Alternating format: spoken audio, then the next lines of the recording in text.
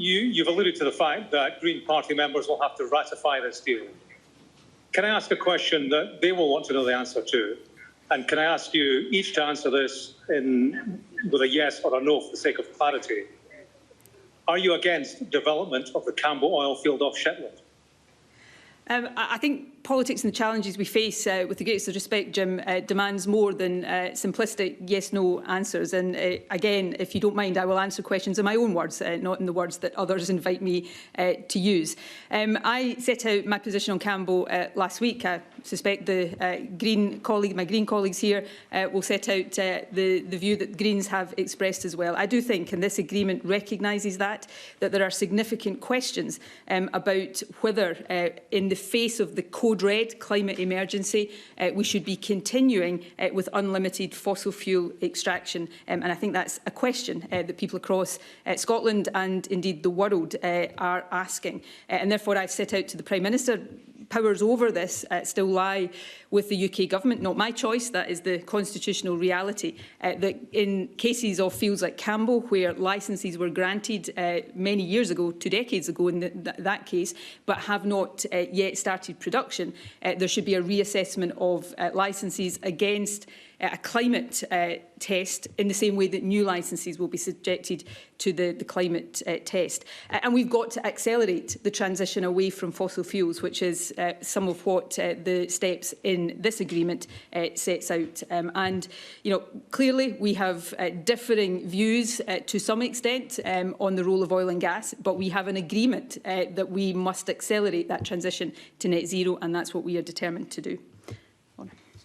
I will reiterate. For many Green Party members, it's not simplistic. It's a red line as to whether or not you oppose development of the Cambo oil field. If you can't say you're against it, why should they trust you? I think Green Party members are perfectly, and SNP members are perfectly capable of listening to what I say and hearing what I say. I set out last week that I do think there is a significant question over the continuation of developing new fields, and therefore I have asked those who hold the power to look carefully at that, and that is the position I take, and I think people can understand that even if I don't use the simplistic language that you're inviting me to use.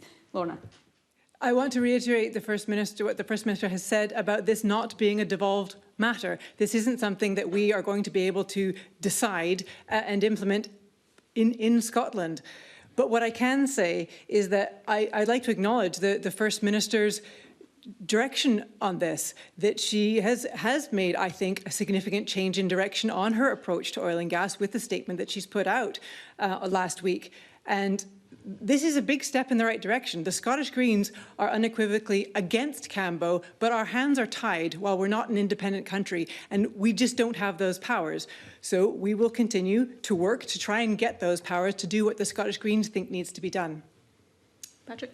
Yeah, I mean, I would just add that, yes, of course, Greens oppose Cambo and have long challenged the idea that, ongoing maximum economic extraction can be compatible with the response to the global climate emergency.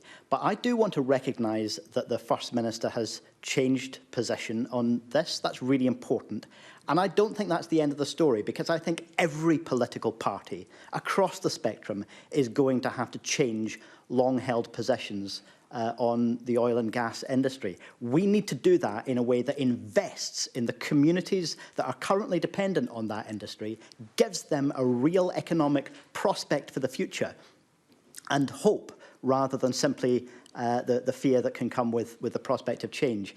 And this deal does include serious investment for the communities that would be affected, both in terms of transition technologies and other forms of investment as well. So there's a great deal to be optimistic about in this agreement as we commit ourselves to rapidly transitioning. That transition has to be just and it has to be fast, and that's what this agreement says.